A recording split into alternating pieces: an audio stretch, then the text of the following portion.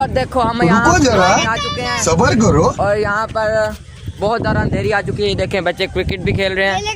मस्त जोक मारा रे। ये मेरे दोस्त भी खड़े हैं, देखें 2 लड़के भी आए हुए हैं। मौसम बहुत प्यारा हो चुका है आज का, आपको बताना चलूँ। और जो आज खेलने आए हुए थे ना लोग, वो भी अपने घरों की तरफ जाने लगे हैं, देख सकते हैं। कितनी सारी आ गई थी, हम वीडियो बना रहे थे, ऊपर से नहरी आ गया, हम सारे बच्चे घर को भाग रहे हैं। बच्चे डूबने जाना, ये नहरी में बच्चे हवा में उड़ने जा रही है बच्चे। अरे कहना क्या चाहते हो? इनके बोलने का स्टाइल आपको कैसा लगा, मुझे जरूर बताइएगा। मुझे लगता है कि सारी टूटी उर्दू थी।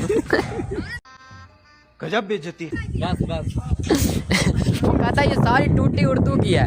अब आपको इसके बारे में क्या राय है? ये हमारा मुनीब खड़ा है। मुनीब भाई, आपका इस ग्राउंड में कैसे आना हुआ? समझ रहे हो? समझ रहे हो आप?